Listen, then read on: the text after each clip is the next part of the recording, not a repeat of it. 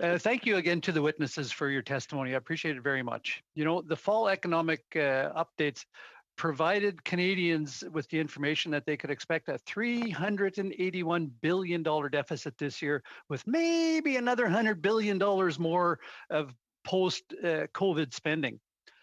Those are monumental numbers. And now this bill presented to us that we're debating today is asking us to increase our debt ceiling. And you know, in the words of Mr. Moody, I hate to be considered a Mr. Orange's credit card authorization person that's going to actually authorize an increased spending limit to get us into further debt levels that are possibly unwarranted and certainly unjustified. But I would like to point out that former parliamentary budget officer Kevin Page, who reads financial statements and updates for a living, made the comment that he was unable to follow the money in the fall economic update statement.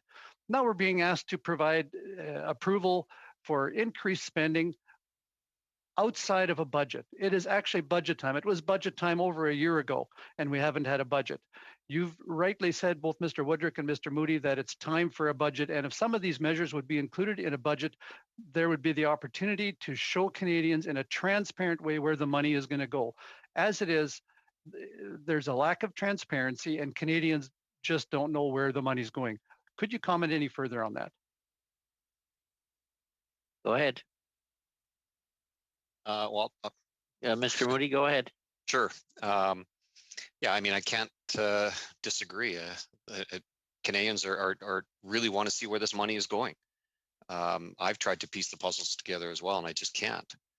And so it's shocking to me how much money is going out the door, and I do agree that a lot of it was necessary for sure at the front end. But there needs to be accountability and transparency. And so I don't know if I have much more to say than that, other than we need a budget.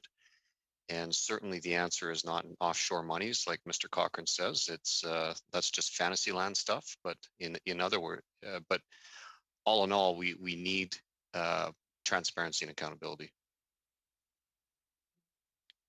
And Mr. Woodrick, what would be your opinion on that? Yeah, I think it's mostly all been said here. I mean, I think that perhaps what's most alarming about the ask for the increase in the debt ceiling and the planned $100 billion spending where we don't know where it's going to go is that that's explicitly stated as being after the pandemic. You know, I think that the government has a strong case that when the pandemic hit, you've got pretty much unanimity across the country that this is an emergency. You had to spend money you didn't plan on. We get that. I think everybody gets that. After the pandemic is a different story. I think it's a very different argument for the government to propose permanent new spending without any debate.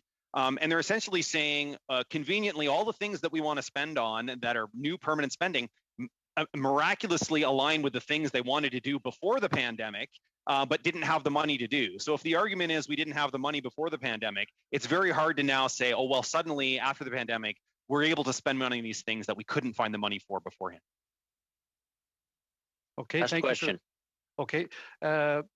Could you offer any practical suggestions, like areas where the government could make life easier for Canadians by reducing red tape or providing tax cuts during this time? Yeah, well, look, first of all, I think when it comes to stimulus, first of all, the minister, as she's pointed out herself, has sort of preloaded the stimulus. Canadians want to spend money. So, obviously coming out on the other end of this pandemic, if Canadians are feeling good, they want to travel, they want to spend, that will be a large part of the stimulus. So the idea that we need to spend more should maybe be set aside.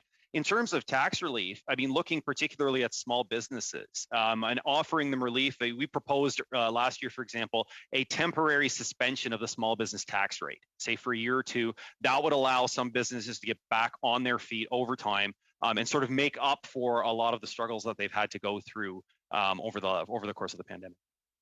Okay, thank you all.